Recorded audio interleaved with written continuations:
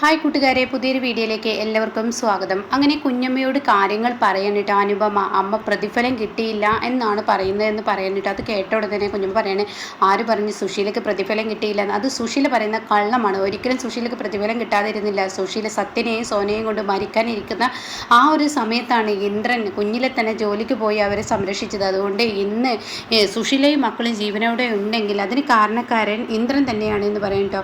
അങ്ങനെ ആ കഥകൾ അങ്ങ് പറയാണ്. ഇത് കേട്ടോടെ തന്നെ ഹർഷയ്ക്കൊന്നും പറയാനില്ല.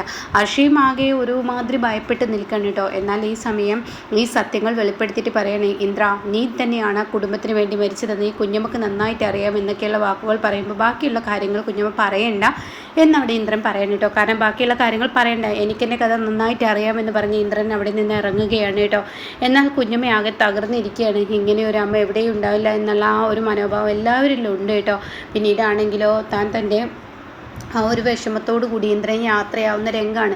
തൻ്റെ അമ്മ തൻ്റെ മുഖത്ത് നോക്കിയിട്ട് ഇവനെ വളർത്തു മകനായ ഇവനെ വളർത്തിയത് പ്രതിഫലം കിട്ടാനാണ്, അല്ലാതെ ഇവനെ വെറുതെ വളർത്തിയല്ല, പെറ്റമ്മയെ ഇവന് വേണ്ടി ത്യാഗം സഹിക്കേണ്ടതുള്ളൂ, അല്ലാത്ത അമ്മമാർക്ക് ത്യാഗം സഹിക്കേണ്ട എന്നൊക്കെ പറഞ്ഞ് ആ വാക്കുകൾ വല്ലാത്ത വിഷമം തന്നെ തോന്നണം കേട്ടോ. തൻ്റെ ഉള്ളിൽ വലിയൊരു വേദനയായി തന്നെ തനിക്കിങ്ങനെ നെഞ്ചിടിപ്പ് തോന്നുന്നു കേട്ടോ. തനിക്ക് കരയാൻ തോന്നുകയുണ്ട്. അങ്ങനെ ഇന്ദ്രൻ ഒരുമാതിരി ലെവലില്ലാതെ വണ്ടി ഓടിച്ചും കൊണ്ടിരിക്കുകയാണ്. അതിനിടയ്ക്ക് അനുപം പറഞ്ഞ കാര്യം, ഇന്ദ്രട്ടൻ്റെ അമ്മയെ വേണമെങ്കിൽ മനസ്സമാധാനത്തിന് വേണ്ടി ഞാൻ ഒഴിഞ്ഞു തരാം എന്ന് പറഞ്ഞ ആ വാക്കൂട്ടോ എല്ലാം കൂടിയായി ഇന്ദ്രനെ ഒരു ഭ്രാന്ത് പിടിച്ച അവസ്ഥയിലോട്ട് ഇങ്ങനെ പോയിക്കൊണ്ടിരിക്കുകയാണ്. അനുപമ കൂടെയുള്ളത് കൊണ്ട് കുറച്ച് ആശ്വാസം. പിന്നീട് ഇന്ദ്രനെ വെള്ളത്തിന് ദാഹിക്കുകയാണ്. വണ്ടി നിർത്തി വെള്ളം വാങ്ങാൻ പറയുന്നു. ഇന്ദ്രൻ ഇറങ്ങുന്നില്ല. അനുപമ ഇറങ്ങുന്നു, വെള്ളം വാങ്ങിച്ചു കൊടുക്കുന്നു, അവർ കുടിക്കുന്നു. അങ്ങനെയുള്ള രംഗങ്ങളൊക്കെ കേട്ടോ. അങ്ങനെ അവർ കുടിക്കുന്നു, അവർ അത് ചെയ്യുന്നു. പിന്നീട് കടൽപ്പുറത്ത് പോകുന്നു. ഇന്ദ്രൻ മനസ്സ് നിറയെ ബ്ലാങ്ക് ആയിരിക്കുകയാണ്. ആശ്വാസം നേടി കടലിലെ തിരമാലയുടെ അടുത്തോട്ട് ചെല്ലുന്നു. അങ്ങനെ പല കാര്യങ്ങളും ഇന്ദ്രൻ ഇങ്ങനെ ചെയ്തുകൊണ്ടിരിക്കുകയാണ് കേട്ടോ. എന്നാൽ ആശ്വാസമായി തന്നെ കൂടെ തന്നെ അനുപമ ഉണ്ടാവുന്നുണ്ട് കേട്ടോ. അതുകൊണ്ട് തന്നെ ഇന്ദ്രന് കുറച്ചെങ്കിലും ഒരു സമാധാനം അവിടെ നിന്ന് കിട്ടുന്നുണ്ട്. അങ്ങനെ ഈ സമയം സോന, സത്യൻ, അതുപോലെ ബാക്കിയുള്ളവരൊക്കെയാണ് കാണിക്കുന്നത്. സുശീല ഉമ്മറപ്പടിയിൽ വന്നിരിക്കുന്നുണ്ട്. അപ്പോൾ ഉടൻ തന്നെ നിഷാമ് പറയണേ, സത്യ നീ ചെയ്തത് തെറ്റ് തന്നെയാണ്. നിൻ്റെ ഇന്ദ്രേട്ടനെ ഒരിക്കലും ഇടാൻ പാടില്ലായിരുന്നു. എന്തിനാണ് സത്യങ്ങൾ അറിഞ്ഞ സ്ഥിതിക്ക് ഇനി ഒരു സത്യം തേടി പോകേണ്ട ആവശ്യം എന്താ എന്നൊക്കെ ഇങ്ങനെ പറയണം കേട്ടോ. ആ സമയം ഇന്ദ്രൻ ശ്യാമിനോട് പറയണേ, ഇന്ദ്രേട്ടനെ കുറ്റം പറയാൻ പറ്റില്ല. ഇവിടെ ഇന്ദ്രട്ടൻ സത്യം തേടി കുഞ്ഞമ്മയിലോട്ട് വീണ്ടും പോയത് ആ മനുഷ്യൻ്റെ കടലിലെ തിരമാലകളെ പോലെ ഇങ്ങനെ ആഞ്ഞടിച്ചും കൊണ്ടിരിക്കുകയാണ് ആ മനുഷ്യൻ്റെ മനസ്സ്. അത് മനസ്സിലാക്കാൻ ഇവിടെ ആർക്കും കഴിയില്ലല്ലോ. അത് പിന്നെ പറഞ്ഞിട്ട് കാര്യവുമില്ല. ആ മനുഷ്യൻ്റെ മനസ്സ് എത്രമാത്രം വേദനിക്കുന്നുണ്ടെന്ന് തിരിച്ചറിയാനുള്ള കഴിവ് ആർക്കും തന്നെ ഇല്ല എന്നൊക്കെ ഇങ്ങനെ പറയുന്നുണ്ട് കേട്ടോ. ആ സമയം ഈ വാക്കുകളൊക്കെ കേൾക്കുമ്പോൾ സുശീല ഒരുമാതിരി ആകെ ഒരു എന്താ പറയേണ്ടതെന്നറിയാതെ സുശീല ആകെ ഒരുമാതിരി ഭയപ്പെട്ട് തന്നെയാണ് സുശീല ഇരിക്കുന്നത് കേട്ടോ. ഇതേ സമയം പാവ ഇന്ദ്രേട്ടൻ കുഞ്ഞമ്മയിലോട്ട് പോയി. ഇനിയിപ്പോൾ കുഞ്ഞമ്മ എല്ലാ സത്യങ്ങളും വിളിച്ചു പറയുമ്പോൾ ഇന്ദ്രേട്ടൻ വീണ്ടും എന്നൊക്കെ ഇങ്ങനെ പറയെങ്കിലും കൂടി മറ്റുള്ളവരുടെ വാക്കുകളൊന്നും സുശീലയ്ക്ക് ഒരു വിലയില്ലാതെ അങ്ങനെ തന്നെ വേണം എന്നുള്ള ആ ഒരു നിലപാടോടു കൂടി തന്നെയാണ് കേട്ടോ സുശീല നിൽക്കുന്നത്. അങ്ങനെ കിട്ടണം അവന് എന്നുള്ള ആ ഒരു മനോഭാവത്തോടു കൂടി തന്നെയാണ് കേട്ടോ സുശീല നിൽക്കുന്നത്. എന്നാൽ ഈ സമയം എല്ലാ സങ്കടങ്ങളും തൻ്റെ മനസ്സിൽ പേറിയും കൊണ്ട് തന്നെ ഇന്ദ്രൻ വീട്ടിലെത്താണ്. അപ്പോൾ വീട്ടിലെത്തുന്ന സമയത്ത് ഇന്ദ്രേട്ടനെ അടുത്തോട്ട് സോനയും സത്യനൊക്കെ ചെല്ലുമ്പോൾ ഇന്ദ്രൻ അകത്തോട്ട് കയറി പോവുകയാണ് കേട്ടോ. അങ്ങനെ ഇന്ദ്രനെ അകത്തോട്ട് കയറി പോകുമ്പോൾ ഈ സമയമാണെങ്കിലോ സുശീല ഒരു സൈഡിൽ ഇരിക്കുന്നത് കാണുന്നത്. അത് കാണുന്നതിനോട് കൂടി ഇന്ദ്രൻ പിന്നീട് ഒന്നും നോക്കില്ല. തൻ്റെ കൂടപ്പിറപ്പുകളെ നോക്കിയതിന് ശേഷം ഇന്ദ്രൻ നേരെ സുശീലയുടെ അടുത്ത് ചെന്നിരിക്കുകയാണ്. സുശീലയാണെങ്കിൽ എൻ്റെ മകൻ്റെ മുഖത്ത് നോക്കാൻ ഒരു മടിയൊക്കെ ഉണ്ട് എങ്കിലും കൂടി ഉറച്ചു നിൽക്കുകയാണ്. ഒരു തരം ദേഷ്യം സുശീലക്കുണ്ട് കേട്ടോ. ഭയങ്കര വെറുപ്പും ദേഷ്യവും വിദ്വേഷമൊക്കെയാണ് കാണിക്കുന്നത്. അങ്ങനെ ഈ സമയമാണെങ്കിലോ സുശീല അടുത്ത് ഇന്ദ്രൻ വന്നിരുന്നോടെ തന്നെ ഇന്ദ്രൻ പറയണം, നിങ്ങൾ എന്തിനാണ് അമ്മ എന്ന് പറഞ്ഞിട്ട് എന്നെ വളർത്തിയത്? ഞാൻ ചെയ്ത തെറ്റുകൊണ്ട് ഒന്നുമല്ലല്ലോ നിങ്ങൾ എന്നെ വളർത്തിയത്. നിങ്ങൾ എന്നെ വളർത്തി 32ാമത്തെ വയസ്സ് നിങ്ങൾ ഈ സത്യം വിളിച്ച് പറയാനാണെങ്കിൽ നിങ്ങൾക്ക് എന്നെ വളർത്തേണ്ട ആവശ്യം ഉണ്ടായിരുന്നില്ലല്ലോ. എന്തിനാണ് നിങ്ങൾ 30 വർഷം എന്നെ വളർത്തിയത്? മറ്റാരോ ചെയ്ത തെറ്റിന് എന്നെ ഈ ഒരു അവസ്ഥയിലാക്കേണ്ട ആവശ്യം നിങ്ങൾക്ക് എന്താ എന്നൊക്കെ സുശീലയോട് ചോദിക്കണം. അപ്പോഴേക്കും സത്യം പറയണേ,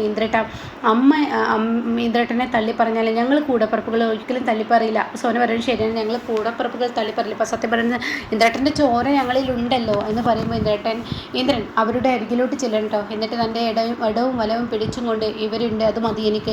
എന്തായാലും ഞാനൊരു കാര്യം പറയാം, ഇപ്പം നിങ്ങൾ എൻ്റെ അമ്മയല്ലെന്ന് പറഞ്ഞു, നാളെ എൻ്റെ അച്ഛൻ്റെ മക്കളല്ല, എൻ്റെ അച്ഛൻ ഇവരുടെ അച്ഛനല്ല എന്നുള്ള സത്യവും നാളെ വെളിപ്പെടുത്തുമോ നിങ്ങൾ? അതും ചെയ്യാൻ മടിക്കോ?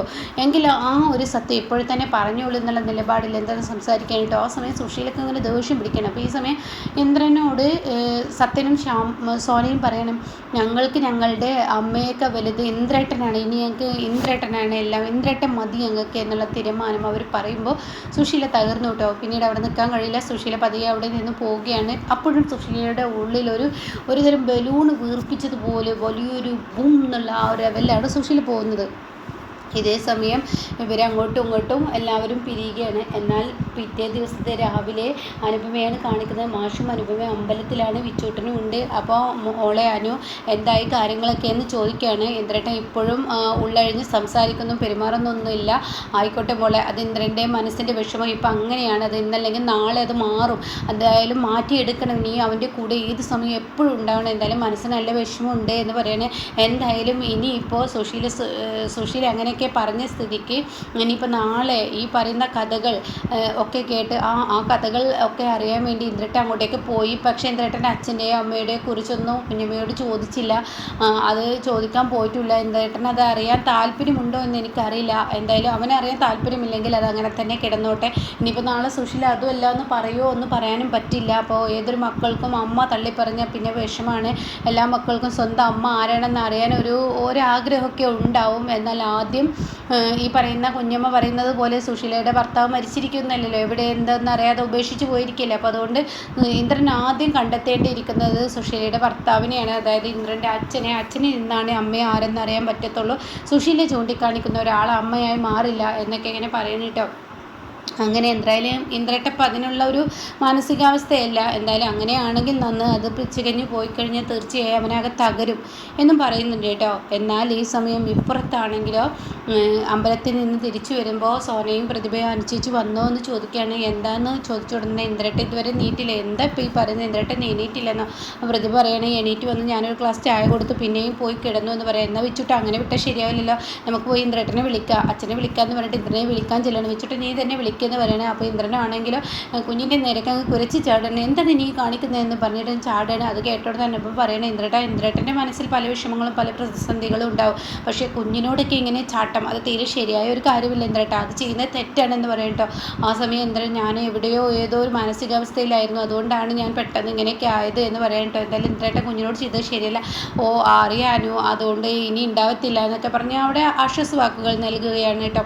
പിന്നീട് കുഞ്ഞ് വെച്ചിട്ട് സോറി എന്നൊക്കെ പറയണത്. ഇന്ദ്രേട്ട കുളിച്ചിട്ട് വാ അനു, മനസ്സിനൊരു സുഖമില്ല, അതൊക്കെ വിട്ട് കളയും ഇന്ദ്രേട്ട. എന്തായാലും എനിക്ക് അവരെ കാണുമ്പോൾ വീണ്ടും വീണ്ടും ആ കഥകൾ ഓർമ്മ വരും, അവരെ കാണാൻ ഞാൻ പോരെ, അത്ര മതിയല്ലോ. അതുകൊണ്ട് ഇന്ദ്രേട്ടൻ്റെ ജോലിയിലോട്ട് കൂടുതൽ ശ്രദ്ധിച്ച് ഇന്ദ്രേട്ടൻ പഴയ ഇന്ദ്രേട്ടനെ ആവാൻ നോക്കുക, അതുകൊണ്ട് കുളിച്ച് വാ, അപ്പോഴേക്കും ഞാൻ ഭക്ഷണം എടുത്ത് വെക്കാമെന്ന് പറയണേ. അപ്പോൾ സത്യനും സോനയും ഇപ്പുറത്തിരുന്ന് ഭക്ഷണം കഴിക്കുന്നുണ്ട്, ഷ്യാമും ഉണ്ട്. അപ്പോൾ ഷ്യാമു പറയണേ, എന്തായാലും മനുഷ്യൻ തകർന്നു എന്നുള്ളത് അറിയാം, എന്തായാലും ഏത് മനുഷ്യനായി തകരില്ലേ എന്ന് സോന ചോദിക്കുക. ഞങ്ങളൊക്കെ ആയിരുന്നെങ്കിൽ ഒരുവിധം ആയിരുന്നില്ലേ? അപ്പോൾ സത്യനും പറയുന്നത് ശരിയാണെന്ന് പറയണത്. അപ്പോഴാണ് സുശീലയുടെ വരവ് ഒന്നൊന്നര ദേഷ്യത്തോടു കൂടിയുള്ള അങ്ങനെ ഒരു തെറ്റ് ചെയ്തു എന്നൊരു മനോഭാവം പോലും സുശീലയിൽ ഇല്ല കേട്ടോ. സുശീല വന്ന് ടേബിളിൽ വന്ന് വരുന്ന ഭക്ഷണം വിളമ്പാണ്. അപ്പോൾ എന്താടി ഇന്നലെ ഉണ്ടാക്കി വെച്ച് തന്നെ അടി ഇന്നും ഉണ്ടാക്കി വെച്ചിരിക്കുന്നത്, കറിയോ ഇത് തന്നെയാണോ എന്നൊക്കെ ഇങ്ങനെ പറയുന്നുണ്ട്. എന്താടി ഇത്, ചായക്ക് ചൂടില്ല, മര്യാദക്ക് ചൂടാക്കി കൊണ്ടുപോവാ എന്ന് സോനയോട് പറയണം. അങ്ങനെ സോന ചൂടാക്കാൻ വേണ്ടി പോവുകയാണ്.